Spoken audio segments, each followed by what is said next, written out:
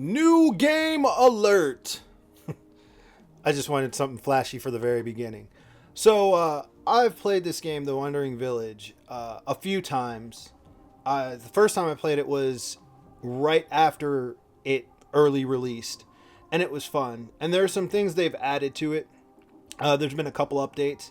Now you get to make it out into the ocean, which I actually made it to in the last playthrough. So I just wanted to give you guys a look at this game. It's pretty fun. I'd like to actually play it and see if we can get maybe 100 days. But let's get into it.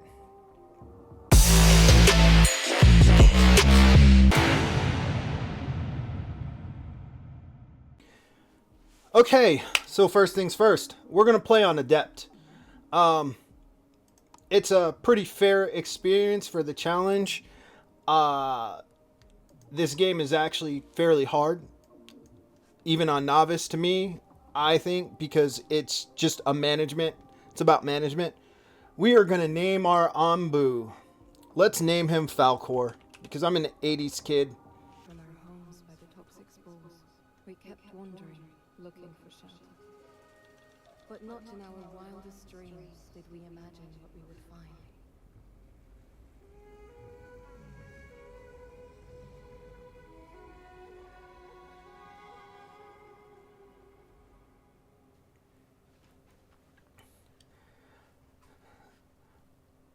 So the Onbu is what you're living on, and you build your village on top of it. And you are basically nomads. So let's pause.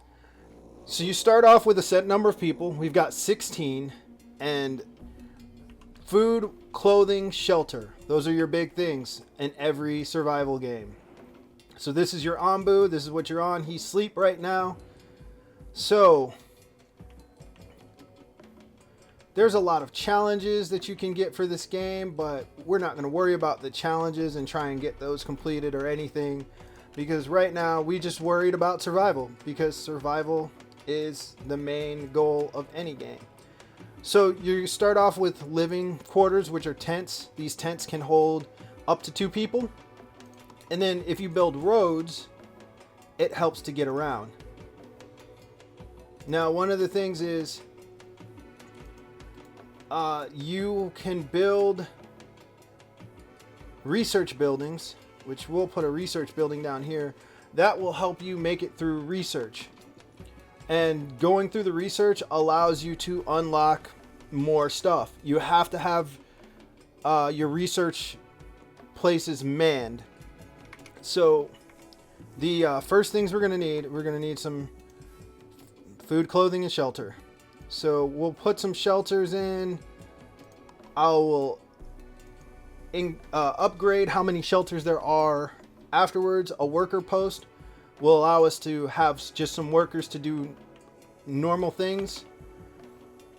Our normal day-to-day things, which we're going to cancel that.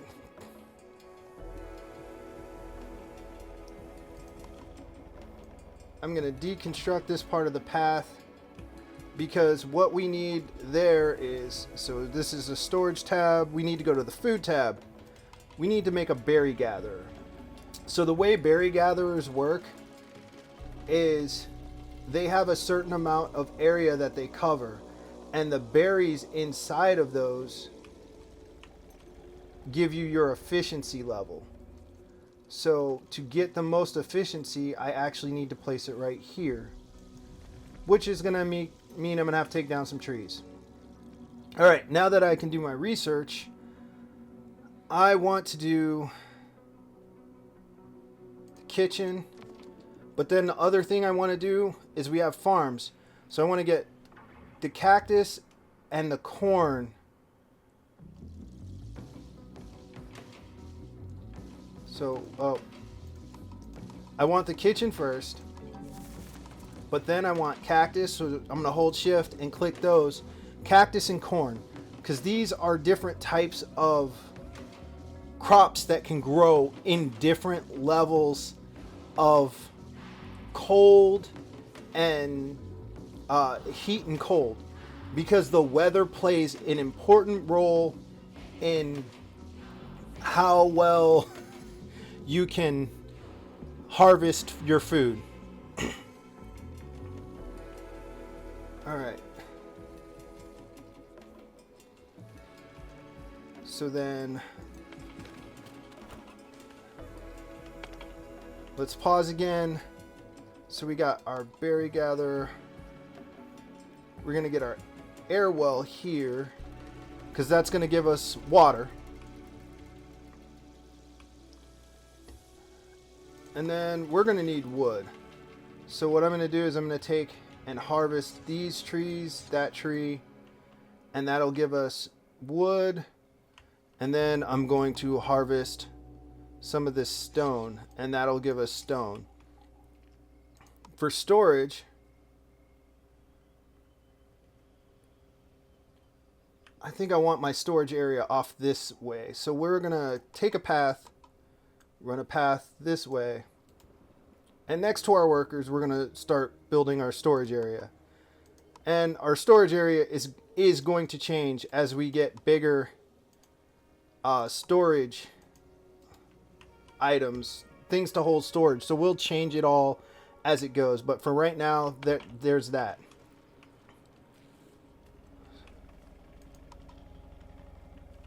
So we have 16 people, which means we need a total of 8 tents. So happiness is a factor. So having shelters for everyone increases happiness.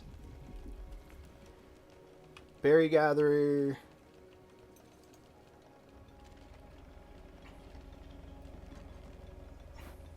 Will help us get our first food.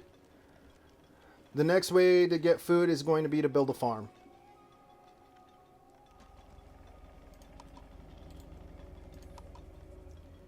So we're going to put our farms south. All right, day 2. It looks like our Onbu has woken up. Falcor is about to take us on a ride. So while you're traveling all along a path, and these paths will have things on the side. Once you get scavengers, you'll be able to send out your scavenger teams to go check out these and maybe bring back resources. And then these are actually nomads, so we may be able to pick up some more villagers for our village. Some things of note about the Onbu's back. They're spikes. You can get stone from them, but in doing that, you will hurt the Onbu and you will make him uncooperative. But these are boulders. You can use quarries to mine stone from this. It doesn't hurt the Onbu at all. These are giant trunks. You can use, I think, sawmills to harvest the wood from there. So there's other ways other than just picking up the random stones and everything to get resources from the Onbu. Let's see. Our kitchen finished, so we can build our kitchen. So how about we put our kitchen right near our farm? So before I want to check my farming plots to see. So if we put the kitchen out here, actually we'll put the kitchen right there. They'll take that tree down. We'll get our kitchen, and that will work. So making the roads just allows them to travel faster when they're going from place to place. Okay, so we found nomads, a small group of nomads. Will you let them join? And because I want more people in my village, I'm going to say yes. So you don't have to pick them up. Because picking them up can mean a couple of things when you get later on in the game.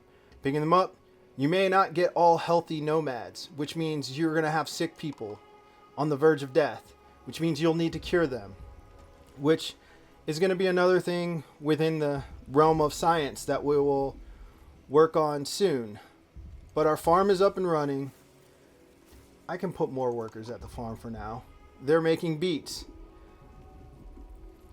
So one of the things I've learned with my playthroughs is sometimes it's really good to have multiple farms running multiple crops if you can, and multiple kitchens, because multiple kitchens will allow you to have different recipes going for food at the same time. So this needs stone slabs and wood planks. So we won't be able to build the kitchen for a while yet, because for resources we're going to need a carpenter and a stone cutter. So we'll set those up to research. Or do we already have those? I could be completely wrong. Let me see.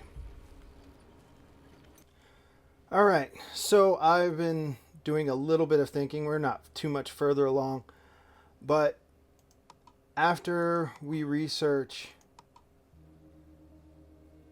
our farming stuff, I want to research a scavenger hut,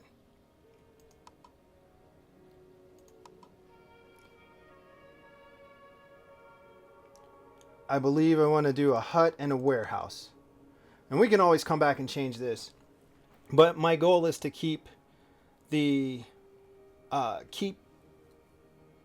everything going. And if you're wondering why I'm researching hut and not flop house. So a flop house can hold up to 30 villagers, right? But the thing is, it doesn't offer protection from poison. So if we go to an area that's laden with poison, everyone will be able to go to their tent and at least has some protection from poisonous air. The hut offers more protection from poisonous air. And poisonous air will come into play. It's a huge thing when it comes in. But the scavenger hut will allow us to have villagers go and take on the task of finding extra resources. And after some deliberation, I've decided to make this area over here a little bit of an industrial sector where we can put up our carpenter, which we already had researched. I was just being a little silly. And our stone cutter. And these will give us the resources to get us our kitchen built. So we can have more than just berries. Or raw beets.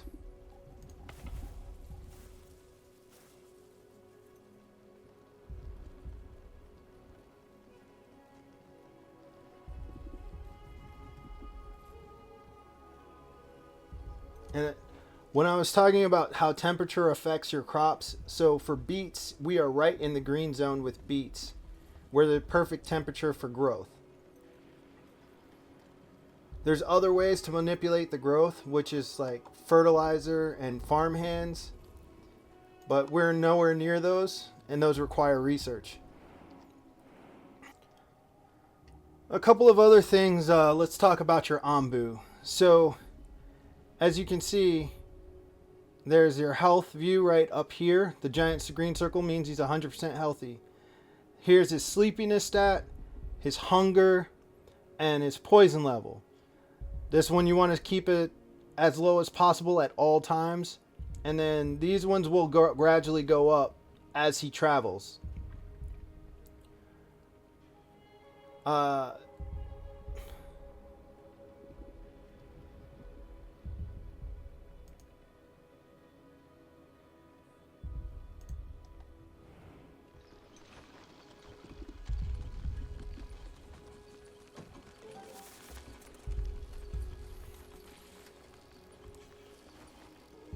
Alright, we got our cactuses researched. So we'll be able to plant cactuses, which cactus is not a food source. It gives us water when it's in the desert.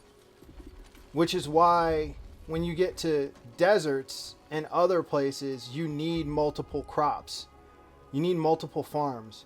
Because while one's growing cactus, the other one will need to grow food. Which only certain foods will grow in the desert. So we're coming up to our first crossroads, and because we don't have what's called a hornblower, we can't try and issue any directions to the Onbu, so he's just going to go whichever way he wants to go. He is guiding, we are just following wherever he goes. So we're just making the most of living on his back.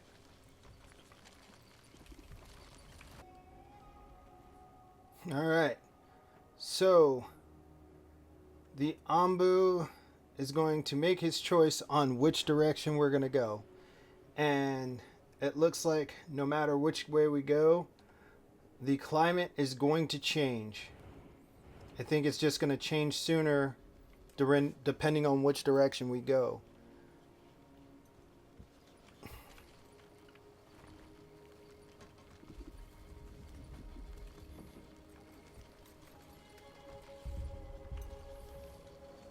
Now, one thing I'm thinking about doing is I'm thinking about building another research building.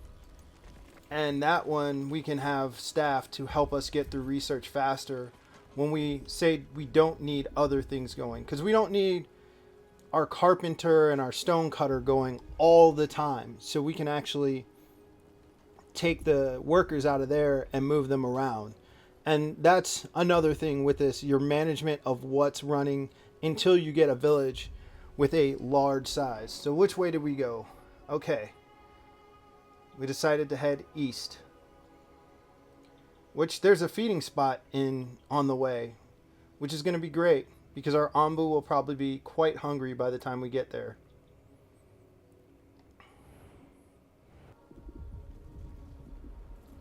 So we are well into day 7.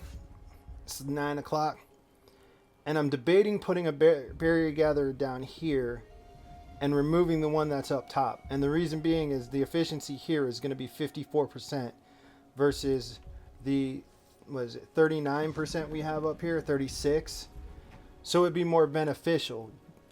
I don't know if you can plant berries at all. I don't think so. I've honestly not survived long enough to find out. This game is not forgiving on making errors in judgment. Let's just say that. Alright, we're crossing into a different climate. So when you cross into a different climate, you'll see a difference in the temperature and in the humidity. So our temperature dropped, so we're in a cold climate, but our humidity is normal. So we're still going to get good use out of our air well, which I haven't really gone to.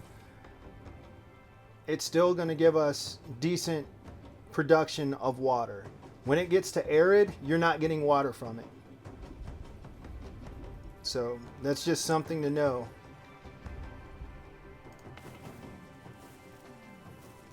And now we're not in a good temperature zone for beets. But we don't have anything else that will really do good for us. So our Onbu is getting sleepy, so he's probably going to stop to sleep before we get to the feeding place. Alright, our Onbu has stopped to sleep. We're late in day 8, and one of the things I noticed was we had unemployed workers, which means I can add another worker to our kitchen. And that means they'll probably produce things a little bit faster, but that would be if we had berries to produce berry muesli. But we can start making beet soup because we have a ton of beets. So we'll start making beet soup.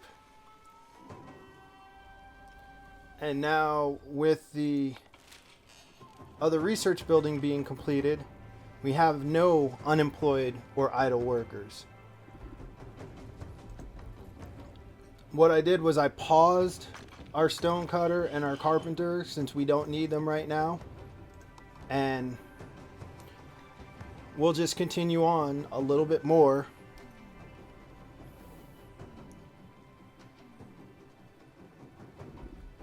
Because right now our research is going to be the thing that's going to do us the most.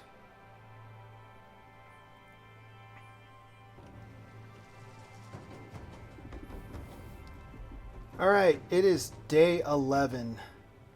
Our research, I switched around our research some, and now we have, oh, where is it?